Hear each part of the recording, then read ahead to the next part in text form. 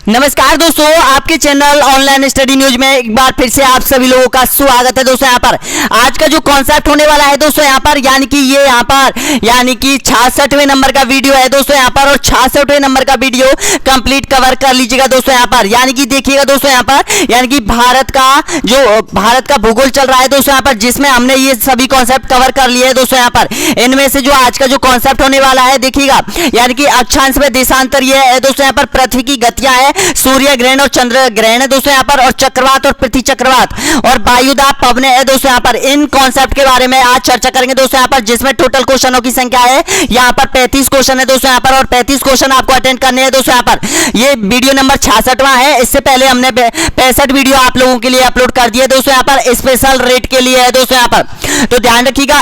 पहला क्वेश्चन आपकी स्क्रीन के सामने आ जाता है दोस्तों यहाँ पर, बताइएगा इसका सही आंसर क्या हो जाएगा। तो देखिएगा, जब पृथ्वी सूर्य और चंद्रमा के बीच आ जाती है तो इस घटना को क्या कहा जाता है, बताएगा।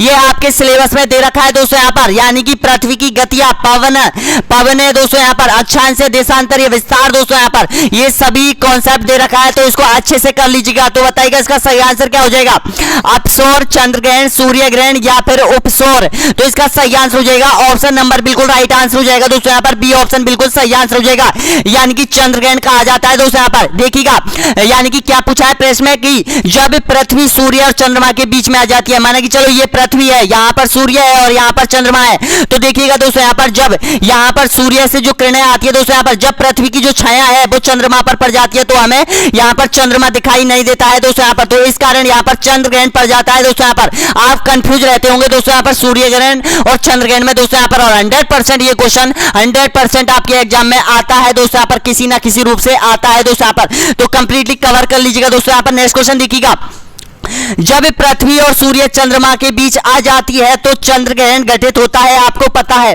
यह घटना कब घटित होती है, बताइएगा दोस्तों यहाँ पर। अमावस्या को, पूर्णिमा को, या फिर अमावस्या पूर्णिमा को, या फिर कुछ निश्चित नहीं है, बताइएगा इसका सही आंसर क्या हो जाएगा। ऑप्शन नंबर ए, बी, सी या फिर डी। तो बिल्कुल सही आंसर हो जाएगा ऑप्शन नंबर बिल्कुल राइट आंसर हो जाएगा, पूर्णिमा को। जी हाँ दोस्तों, पूर्णिमा को होती है, ये घटना पूर्णिमा को होती है।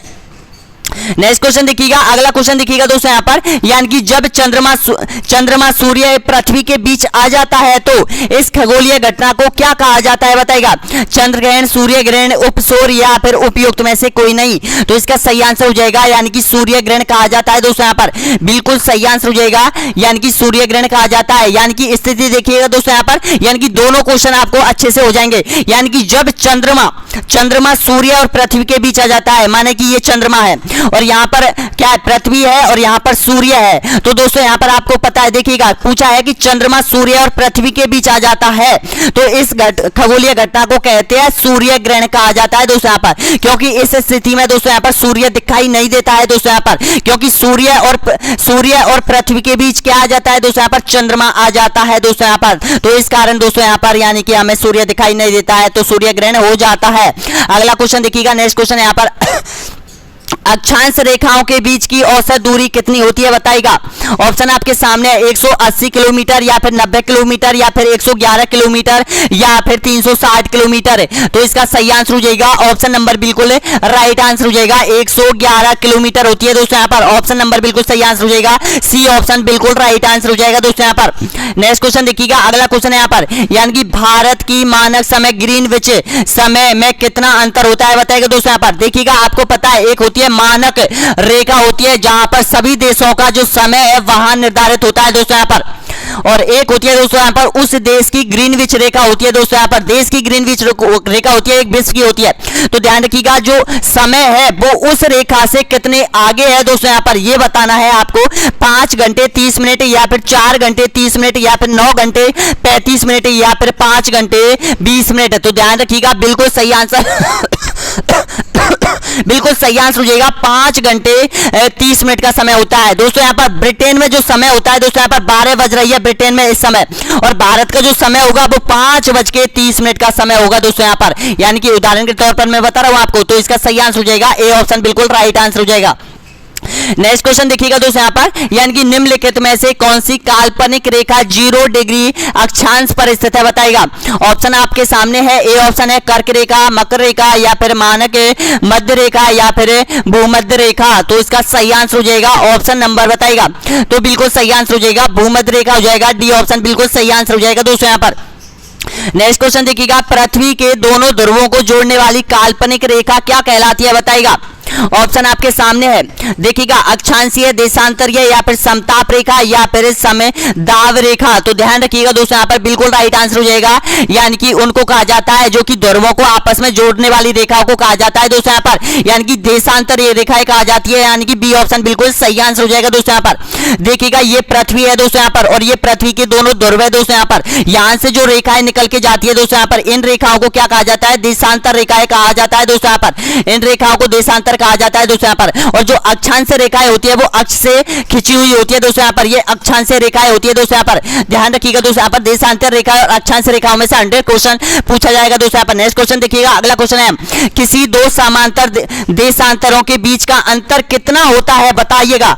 10 मिनट का या फिर 14 मिनट का या फिर 30 मिनट का या फिर 4 मिनट का समय रहता है उनके बीच। दोस्तों ये काल्पनिक रेखा होती है, और जो ये काल्पनिक रेखा है दोस्तों यहाँ पर, यानी कि ये बहुत मायने रखती है दोस्तों यहाँ पर। यात्री जब कोई भी यान जाता है दोस्तों यहाँ पर समुद्र में, जो भी यहाँ पर जहाज जाते हैं, इन काल्पनिक रेखाओं को ही तय करके ये दूरी तय करते हैं दोस्तों यहाँ पर, और इनसे ही पता लगाया जा सकता है कि हम कितने किलोमीटर हमने दूरी तय की है, कौन सा देश कितने किलोमीटर दूरी पर है दोस्तों यहाँ पर, इन्हीं रेखाओं से। तो इसका सही आंसर हो जाएगा, यानी कि 4 मिनट हो जाएगा दोस्तों यहाँ पर, बिल्कुल राइट आंसर हो जाएगा। देखिएगा दोस्तों यहाँ पर जो देशांतर रेखाएं होती है, जो देशांतर रेखाएं होती है दोस्तों यहाँ पर, इनके मध्य 4 मिनट का समय रहता है दोस्तों यहाँ पर, 4 मिनट का समय रहता है। उदाहरण के तौर पर मैं बताऊं दोस्तों यहाँ पर आपको कि यहाँ पर तो देखिएगा ये आपको राजस्थान है दोस्तों यहाँ पर, यहाँ पर ये राजस्थान है। अब राजस्थान में देखिएगा यहाँ पर धौलपुर है और यहाँ पर जैसलमेर है, तो इसके मध्य जो रेखाएं हैं दोस्तों यहाँ पर, इनमें प्रत्येक में 4 मिनट का अंतर है दोस्तों यहाँ पर। तो ध्यान रखिएगा यहाँ से और यहाँ तक जो समय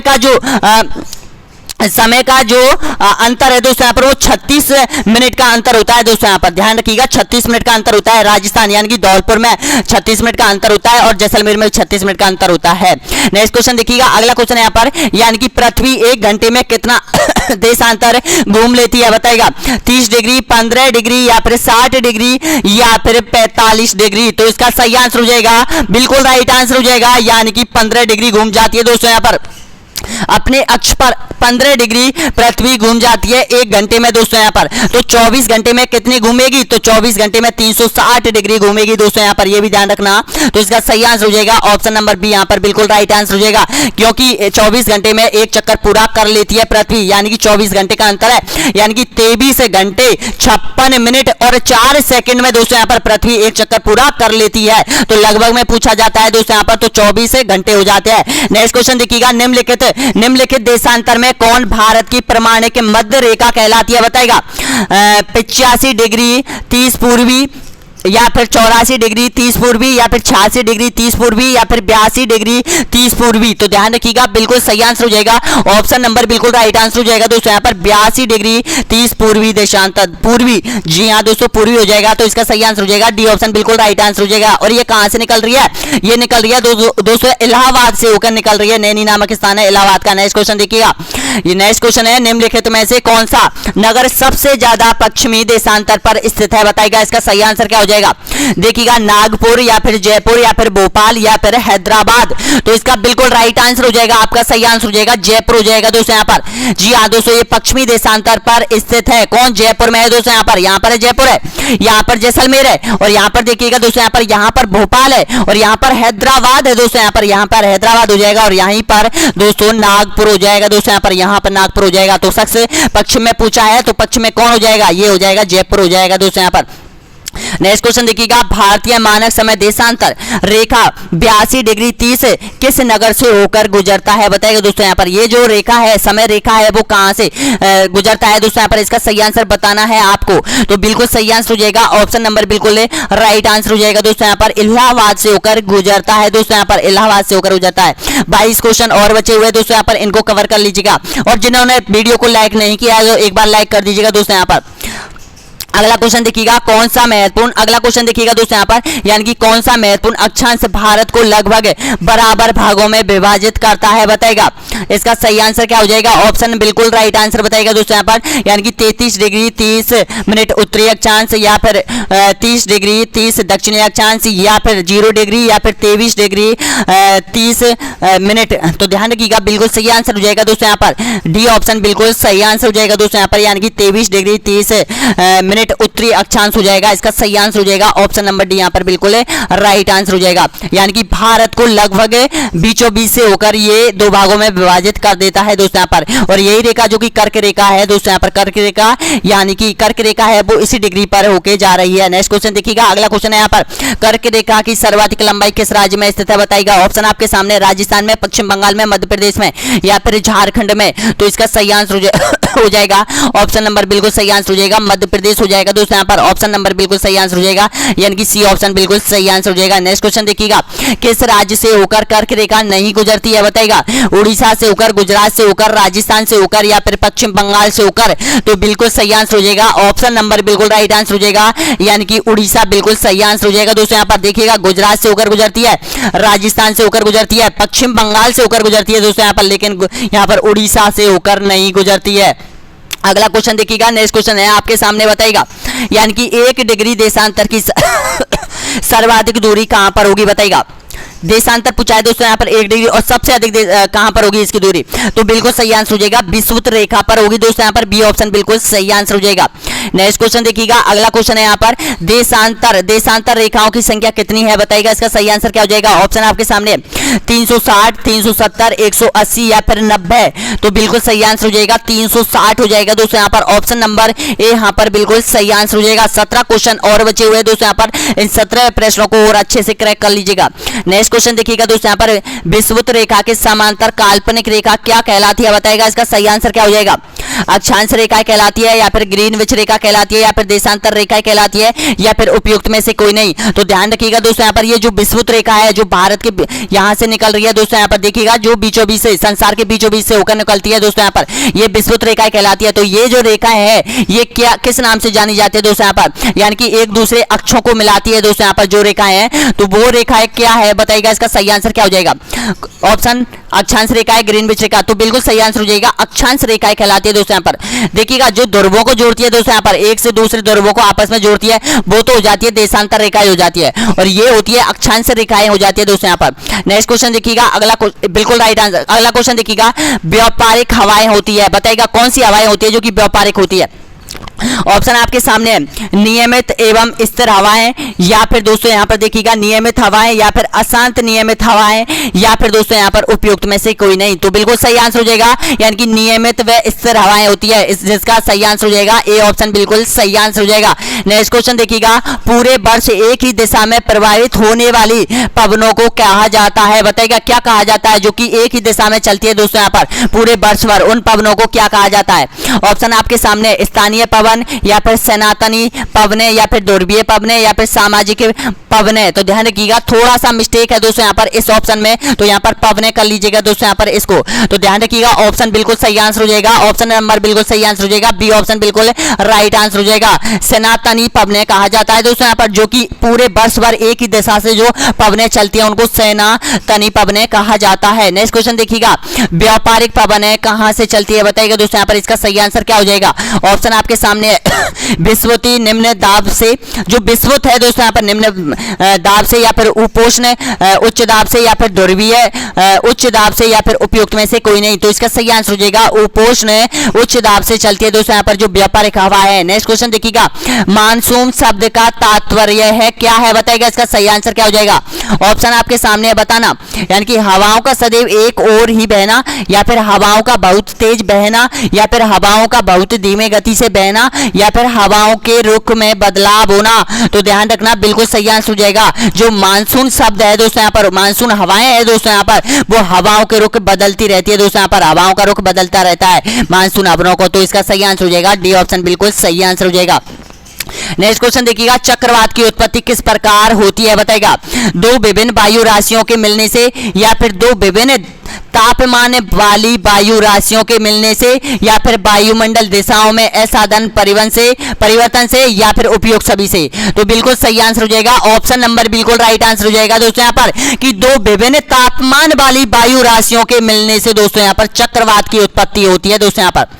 नेक्स्ट क्वेश्चन देखिएगा, हरिकेन चलते हैं दोस्तों। ये जो हरिकेन होते हैं वो तूफान होते हैं, चक्रवाती जो तूफान होते हैं दोस्तों यहाँ पर, जो अधिकतर समुद्र में आते हैं, इनको कहा जाता है हरिकेन कहा जाता है दोस्तों यहाँ पर। तो बताइएगा इसका सही आंसर क्या हो जाएगा। कहां पर चलते हैं? यूरोप में चलते हैं, चीन सागर में चलते हैं, या फिर सहारा मरुस्थल में चलते हैं, या फिर मिसिसिपी घाटी में चलते हैं। तो बिल्कुल सही आंसर हो जाएगा ऑप्शन नंबर डी यहाँ पर बिल्कुल राइट आंसर हो जाएगा दोस्तों यहाँ पर। 10 क्वेश्चन और बचे हुए हैं दोस्तों यहाँ पर। प्रति चक्रवात की विशेषता बताइएगा दोस्तों यहाँ पर। प्रति चक्रवात की विशेषता बताइएगा। ऑप्शन आपके सामने है, तापमान में वृद्धि, या फिर स्वच्छ असमान, या फिर तेज पवन, या फिर तीव्र दृष्टि। तो ध्यान रखना बिल्कुल सही आंसर हो जाएगा स्वच्छ असमान हो जाएगा दोस्तों यहाँ पर, स्वच्छ असमान हो जाएगा, यानी कि बी ऑप्शन बिल्कुल सही आंसर हो जाएगा आपका, बिल्कुल राइट आंसर हो जाएगा बी ऑप्शन। नेक्स्ट क्वेश्चन देखिएगा, यानी कि प्रति चक्रवात में वायु दाब कहां अधिक होता है बताइएगा। केंद्र में, पहाड़ की ओर, या फिर मध्य में, या फिर कहीं नहीं। तो इसका सही आंसर हो जाएगा, यानी कि बिल्कुल राइट आंसर हो जाएगा दोस्तों यहाँ पर केंद्र में। जी हाँ दोस्तों, जब चक्रवात आता है, तूफान आता है, आंधी तूफान आती है दोस्तों यहाँ पर, तो सबसे अधिक जो वेग होता है, वायु का दाब अधिक होता है, वो केंद्र में होता है दोस्तों यहाँ पर। तो इसका सही आंसर हो जाएगा ऑप्शन नंबर बिल्कुल राइट आंसर हो जाएगा, यानी कि ए ऑप्शन बिल्कुल सही आंसर हो जाएगा। अगला क्वेश्चन देखिएगा, प्रति चक्रवात किस क्षेत्र में कम उत्पन्न होते हैं बताइएगा। भूमध्य रेखीय क्षेत्र में, या फिर मरुस्थलीय क्षेत्र में, या फिर आर्कटिक क्षेत्र में, या फिर शीतोष्ण कटिबंध क्षेत्र में। तो इसका बिल्कुल सही आंसर हो जाएगा, यानी कि भूमध्य रेखीय क्षेत्र में दोस्तों कम चक्रवात उत्पन्न होते हैं दोस्तों यहाँ पर। तो इसका कारण क्या है, कम चक्रवात होने का कारण क्या है? क्योंकि यहाँ पर निम्न वायु दाब की स्थिति होती है दोस्तों यहाँ पर, तो इसलिए यहाँ पर चक्रवात कम आते हैं। नेक्स्ट क्वेश्चन देखिएगा, जहां पर अधिक वायु दाब की स्थिति होती है, वहां पर चक्रवात आने की संभावना अधिक होती है। नेक्स्ट क्वेश्चन देखिएगा, प्रति चक्रवात किस क्षेत्र में अधिक उत्पन्न होते हैं बताइएगा। भूमध्य क्षेत्र में, मरुस्थलीय क्षेत्र में, या फिर आर्कटिक क्षेत्र में, या फिर उपोष्ण कटिबंधीय उच्च दाब क्षेत्र में। तो इसका बिल्कुल सही आंसर हो जाएगा दोस्तों यहाँ पर, ऑप्शन नंबर बिल्कुल राइट आंसर हो जाएगा, डी ऑप्शन बिल्कुल सही आंसर हो जाएगा दोस्तों यहाँ पर, क्योंकि उष्ण कटिबंध और जहां पर वायु दाब जो क्षेत्र है दोस्तों यहाँ पर, वहां पर सबसे अधिक प्रति चक्रवात आते हैं दोस्तों यहाँ पर। नेक्स्ट क्वेश्चन देखिएगा, अगला क्वेश्चन देखिएगा दोस्तों। नेक्स्ट क्वेश्चन यहाँ पर, प्रति चक्रवात चक्रवात की तुलना में होते हैं बताइएगा। जो प्रति चक्रवात होते हैं वो नॉर्मल चक्रवात की तुलना में कैसे होते हैं? बड़े होते हैं, छोटे होते हैं, या फिर बराबर होते हैं, या फिर बहुत छोटे होते हैं? तो बताना है इसका सही आंसर। तो बिल्कुल सही आंसर हो जाएगा, बहुत बड़े होते हैं दोस्तों यहाँ पर। इसका सही आंसर हो जाएगा ऑप्शन नंबर बिल्कुल राइट आंसर हो जाएगा, ए ऑप्शन बिल्कुल सही आंसर हो जाएगा। 5 क्वेश्चन और बचे हुए दोस्तों यहाँ पर। नेक्स्ट क्वेश्चन देखिएगा, चक्रवात कब होता है बताइएगा। इसका सही आंसर क्या हो जाएगा? देखिएगा दोस्तों यहाँ पर, जो चक्रवात है आंधी तूफान का ही रूप चक्रवात है दोस्तों यहाँ पर। देखिएगा इसका सही आंसर क्या हो जाएगा, ऑप्शन आपके सामने बताना है।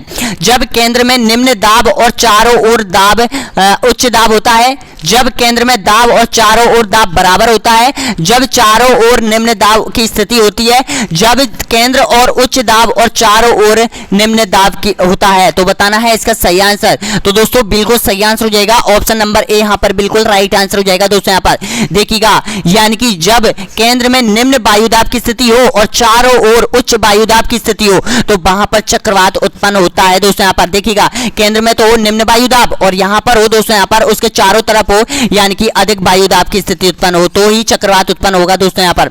नेक्स्ट क्वेश्चन देखिएगा, अगला क्वेश्चन यहाँ पर, प्रति चक्रवात की आकृति सामान्य होती है बताइएगा दोस्तों यहाँ पर। आपने देखा हुआ जो यहाँ पर आंधी होती है, तूफान होता है दोस्तों यहाँ पर, जो भी भभूड़ा होता है दोस्तों यहाँ पर, मैं बिल्कुल देसी भाषा में बता रहा हूँ, भभूड़ा, आंधी, तूफान, चक्रवात जो भी होते हैं उनकी आकृति कैसी होती है आपको पता है। इसका आंसर आपको कमेंट बॉक्स में देना है सभी को दोस्तों, आपको इसका आंसर कमेंट बॉक्स में देना है कि प्रति चक्रवात की आकृति सामान्यतः कैसे होती है।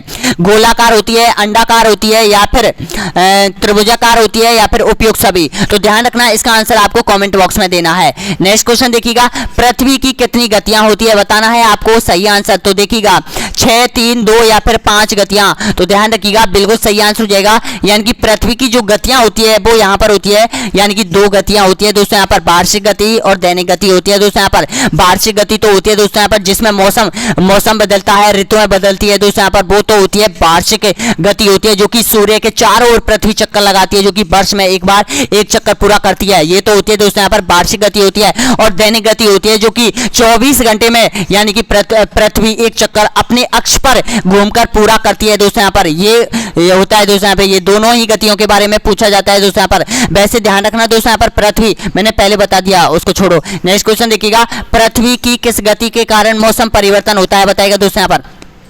दैनिक गति के कारण, वार्षिक गति के कारण, उपयुक्त में से दोनों या फिर उपयुक्त में से कोई नहीं। तो बिल्कुल सही आंसर हो जाएगा ऑप्शन नंबर, बिल्कुल राइट आंसर हो जाएगा, वार्षिक गति के कारण होता है दोस्तों यहाँ पर। देखिएगा जो ऋतुओं में परिवर्तन होता है दोस्तों यहाँ पर, ये वार्षिक गति के कारण ही होता है। और दिन रात जो होते हैं दोस्तों यहाँ पर, ये दैनिक गति के कारण होते हैं दोस्तों यहाँ पर। नेक्स्ट क्वेश्चन देखिएगा, अगला क्वेश्चन है, पृथ्वी अपने अक्ष पर घूमने में कितना समय लेती है, बताएगा।